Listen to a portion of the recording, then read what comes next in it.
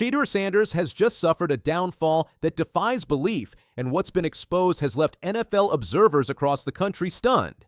The Cleveland Browns rookie quarterback stands as one of the most promising young talents in professional football, making his recent legal catastrophe particularly devastating to witness. The revelation involves not only his catastrophic speeding violation, but also the destruction of his pristine reputation during his crucial first NFL season, prompting the entire football community to finally acknowledge this systematic failure after witnessing one of the most reckless driving incidents involving a rookie quarterback in recent memory. The context begins during the early morning hours on Interstate 71 near Cleveland, where Sanders was expected to demonstrate professional responsibility as an NFL player, but instead delivered shocking evidence of poor judgment behind the wheel. The fifth-round draft pick recently faced the reality of being stopped by Strongsville Police at approximately 12:24 a.m. on Tuesday, June 17, 2025, and announced his complete disregard for speed limits by driving 101 miles per hour in a 60 mph zone. This inflammatory violation escalated consequences, particularly when Sanders was operating his black 2025 Dodge Ram TRX pickup truck and exceeded the speed limit by 41 miles per hour during his first NFL offseason. The NFL world has been following Sanders' transition from college star to professional prospect for an extended period, recognizing what his draft slide represents for talent evaluation and character assessment. Sanders was drafted in the 5th round, 144th overall, despite many projections having him as a first-round pick, raising fundamental questions about professional maturity. Who exactly drives over 100 miles per hour on public highways while representing an NFL organization? The league wants to ensure fans understand that rookie players face accountability for off-field conduct through deliberate legal consequences and organizational scrutiny. The legal violation situation provides crucial context because Sanders' speeding incident cannot be viewed as a simple traffic mistake or minor infraction. Sanders serves as a high-profile rookie quarterback expected to demonstrate exceptional judgment and professional conduct, implementing responsible decision-making alongside community leadership that reflects positively on the Cleveland Browns organization. The quarterback designed his approach to professional life but clearly failed to encompass speed limit compliance, public safety considerations, and organizational reputation management during late-night driving. The Strongsville Police Department recently revealed the severity of Sanders' violation in a particularly significant traffic stop report that exposed his complete disregard for traffic safety.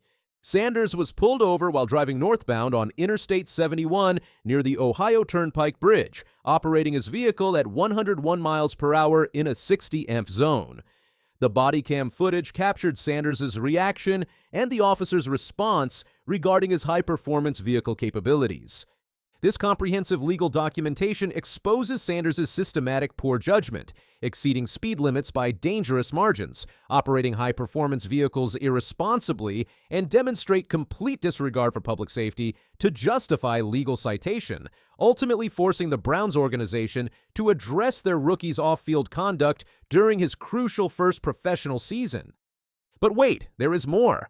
The body cam footage reveals Sanders' apparent lack of awareness regarding his dangerous driving speed. Sanders expressed disbelief about his speed, telling the officer he didn't think he was going that fast. The officer responded, "How fast did you think you were going if you didn't think you were 101?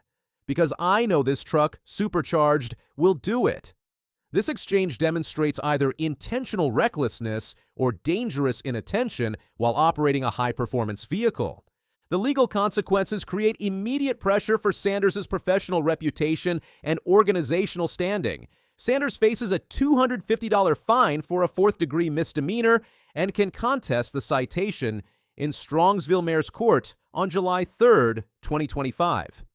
While the monetary penalty appears minimal, the legal record and public scrutiny create significant professional implications for his NFL career development. The girlfriend's involvement adds another dimension to the incident's severity and pattern of poor decision-making. His girlfriend, driving a separate vehicle, was also stopped for speeding at 92 miles per hour, but received only a warning, suggesting coordinated reckless driving behavior rather than isolated poor judgment. This pattern indicates systematic disregard for traffic laws and public safety. The timing complications make Sanders' violation particularly damaging for his professional development. The incident occurred just weeks before the start of his first NFL training camp and following the team's recent mandatory minicamp, creating negative publicity during the crucial period when he should be focusing on competitive preparation and professional development. The draft slide context provides additional scrutiny regarding Sanders' character evaluation and professional readiness. Despite being initially projected as a first-round pick, Sanders fell unexpectedly to the fifth round, raising questions about whether off-field concerns contributed to his draft position decline. This speeding incident validates concerns about his decision-making and professional maturity. The family legacy pressure creates additional scrutiny given Sanders' high-profile football heritage. Sanders is the son of Pro Football Hall of Famer Deion Sanders and played college football under his father's coaching at both Jackson State and Colorado. This incident reflects poorly on both his personal judgment and the values instilled through his football upbringing. The competitive situation adds urgency to Sanders' need for positive publicity and professional conduct. Sanders is currently competing for a quarterback spot with fellow rookie Dillon Gabriel and veterans Joe Flacco and Kenny Pickett, making any negative attention particularly damaging to his chances of earning meaningful playing time during his rookie season.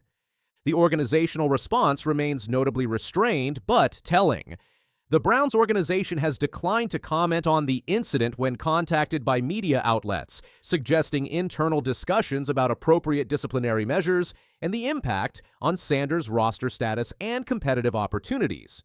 The college performance context makes Sanders' off-field issues particularly disappointing, given his exceptional on-field production. Over 2 seasons at Colorado, he amassed 7,364 passing yards, 64 touchdowns, and just 13 interceptions.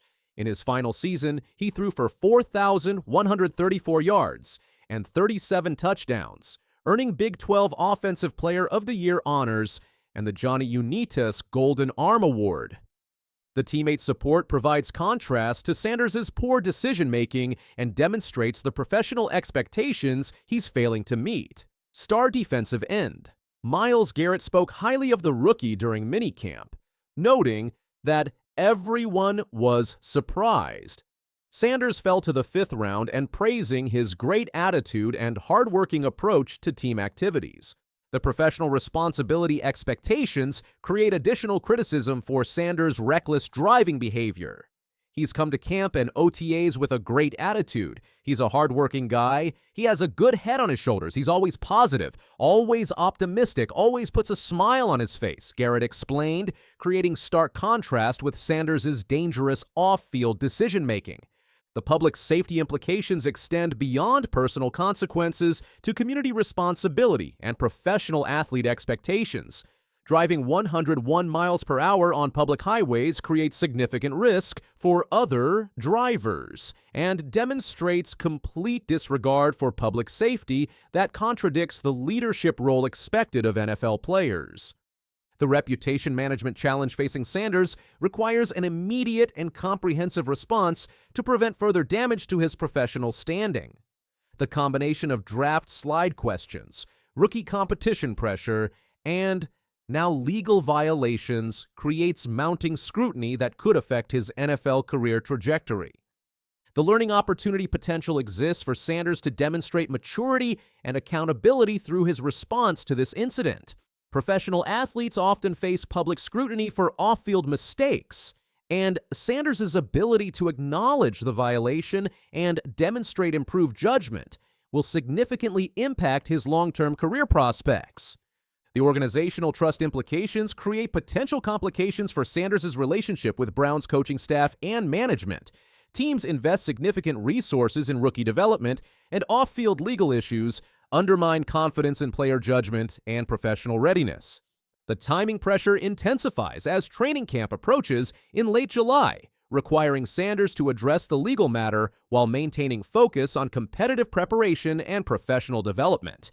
The distraction potential could significantly impact his ability to compete effectively for playing time during his crucial rookie season. The 2025 NFL Draft delivered one of the biggest shocks in recent memory. Shedeur Sanders, projected as a top 10 pick, watched his name disappear from the first round, then the second, then the third. The Colorado star finally heard his name called in the 5th round by the Cleveland Browns. What happened next? Sanders did something that caught the entire NFL world off guard. Former Browns quarterback Johnny Manziel made waves on his Glory Days podcast with Las Vegas Raiders star Max Crosby. The 2014 Heisman Trophy winner didn't hold back his thoughts on Sanders. You know, honestly, he can come out of and win the job. I think he'll do well. I really do. This wasn't just casual commentary. Manziel lived through the Cleveland pressure cooker. He knows what it takes to survive in that quarterback room. His endorsement carries weight. But Manziel's praise went deeper. He analyzed Sanders' draft day composure with surgical precision. I think he, to be honest, handled it as good as you possibly can with a smile on your face and like just letting everything kind of play itself out, because it's not easy to sit there, you know, early in the draft process. Him and Deion sitting there like, we're going to be off the board in the first 5 picks. Yeah. And you sit there for 5 rounds. Sanders and his father Deion expected a top 5 selection. Instead, they endured one of the longest nights in draft history. Manziel connected with that anxiety on a personal level. That's a highly anxious spot to be in. I mean, even for me, sitting and just waiting till the end of the first round was I don't think I would have been able to handle it the way that he did. The former Browns quarterback experienced his own draft day stress waiting until pick 22. Sanders waited until pick 157. The difference? Sanders never cracked under pressure. Draft analysts questioned Sanders' personality throughout the process. Some labeled him too loud for NFL teams. Manziel addressed this criticism head-on. As you hear and just kind of see reports about certain things, you know, maybe he's a little bit too loud at times. He then contrasted this with what some teams prefer. It's the quiet guy, you know, the Geno type of guy who just comes in, is kind of under the radar. This quarterback archetype debate shapes draft rooms across the NFL. Teams often prefer quiet, compliant players over confident, outspoken leaders. Sanders' personality might have cost him millions in guaranteed money. But draft night revealed something different. Sanders displayed professionalism, maturity, and resolve. His reaction told a story that contradicted every pre-draft character concern. ESPN's Peter Schrager appeared on the Pat McAfee show with inside information that changed everything. His report shattered the narrative around Sanders' character. I've heard he's been outstanding in the building. The pre-draft process was so unorthodox that he didn't go through it all like everyone else did. And I think there's a lot that we can look back on this thing, especially if he becomes a star in this league, and say, you could point fingers in a million ways. Not having a pure agent, not having you know, the workouts that everyone else did, you know, going to these teams, not necessarily being as willing to throw the ball when asked at the All-Star games. That kind of stuff I think might have stung him and might have turned teams off. But at no point did anyone say he's a bad kid or that he wasn't going to get along with veterans and come. I mean, this is a guy who has been training to be a professional football player since the day he was born and is ready for this moment. This report exposed the real reason for Sanders' draft slide. Process issues, not character flaws, caused his fall. Teams questioned his unconventional approach, not his personality. Sanders lacked a traditional agent. He skipped standard workouts. He controlled his throwing opportunities. These factors created uncertainty, not character red flags. Cleveland entered the season with Joe Flacco and Kenny Pickett as veteran options. The team also drafted Dylan Gabriel in the 3rd round alongside Sanders in the 5th. 4 quarterbacks, 1 starting job. Initial reports favored Kenny Pickett as the clubhouse leader. The former Pittsburgh Steelers first-rounders seemed positioned to win the competition. But spring practices revealed a different story. Zach Jackson of The Athletic reported that Sanders threatened to make the QB battle intriguing, thanks to the accuracy and decisiveness he's shown this spring. Meanwhile, Pickett appeared unremarkable in early sessions. Jackson's assessment shifted the entire narrative. From here, the belief is that Flacco is the clear favorite to win the first phase of that competition and the starting job. How the rest of it shakes out is anyone's guess. But Sanders has been good enough this spring to make coaches believe he's worthy of more chances this summer. The fifth-round rookie suddenly positioned himself above the third-round pick and the former first-rounder. Sanders earned his opportunities through performance, not draft position. Open practices at Browns camp feature mic'd-up coaches for fan entertainment. During one session, Sanders dropped a perfectly timed pass into a receiver's hands. A coach's voice carried across the field. "Arm placement is just outstanding. We could just get it tied to it at some point." That comment landed like a thunderbolt in the quarterback room. Dillon Gabriel, standing just feet away, heard every word. The third-round pick watched his fifth-round competitor receive praise that should have been his. The moment crystallized what many at camp suspected. Sanders wasn't just competing for a roster spot. He was winning the coaching staff's attention. That "we" in the coach's comment suggested something bigger than individual praise. Gabriel found himself in an uncomfortable position. Drafted earlier, he expected preferential treatment. Instead, Sanders commanded the spotlight through pure performance. Sanders approached his Cleveland opportunity with calculated confidence. He talked to teammates, coaches, and media like a veteran. His natural charisma worked in ways that surprised observers. The rookie quarterback appeared relaxed, sharp, funny, accurate, and locked in during practices. His throws landed precisely where receivers expected them. His timing developed quickly. His reads came faster than anticipated. Most importantly, Sanders acted like he belonged. No rookie jitters, no overwhelming pressure, just steady performance and magnetic personality. This combination proved devastating for his competition. While Gabriel struggled to find his footing, Sanders thrived in the spotlight. The dynamic shifted the entire quarterback room hierarchy. The former Browns quarterback concluded his podcast with a prediction. Manziel stated, He's getting an opportunity now in Cleveland with a quarterback situation that, honestly, he can come out of and win the job. I think he'll do well. I really do. I think the kid works really hard. I think he loves the game of ball. And when it comes down to it, if you have a guy like that loves the game, obviously growing up around it his whole life, I think he'll be successful. I agree, bro. Manziel identified the key factors for Sanders' potential success. Work ethic and passion for football transcend draft position. These qualities, combined with opportunity, create paths to starting jobs. The passion element resonated throughout Sanders' time in Berea. From his first practice to his latest interview, the rookie displayed genuine love for the game. Coaches noticed, teammates responded, media coverage followed. Sanders' performance in 7-on-7 and 11-on-11 drills impressed coaching staff members. While Coach Kevin Stefanski emphasized process over statistics, the numbers supported the eye test. Jackson reported that Sanders positioned himself to make the roster and eventually make the folks in charge think about where he might belong on the depth chart. This assessment came after weeks of spring practices and minicamp sessions. The Athletic reporter's evaluation carried significant weight. Jackson covers the Browns daily. He watches every practice. He speaks with coaches regularly. His assessment reflected insider knowledge, not speculation. Sanders earned his rising stock through consistent performance. Practice statistics supported his case for increased opportunities. The combination created momentum that surprised everyone in the organization. While Sanders battled for his NFL future, his connection with Travis Hunter created headlines in college football. The Colorado teammates made a decision that captured national attention. Post on X, both players will wear number 12 during the upcoming college season. NCAA rules permit number sharing when players don't appear on the field simultaneously. Sanders plays quarterback while Hunter operates on offense and defense.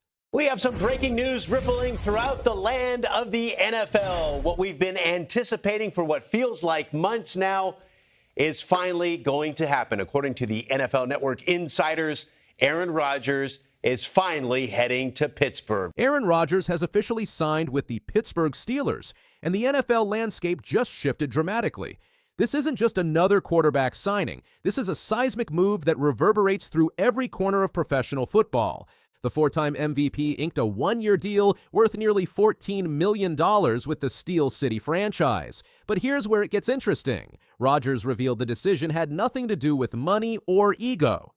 Rodgers said this at Steelers' mandatory minicamp. "I don't need it for my ego. I don't need it to keep playing. This was a decision that was best for my soul.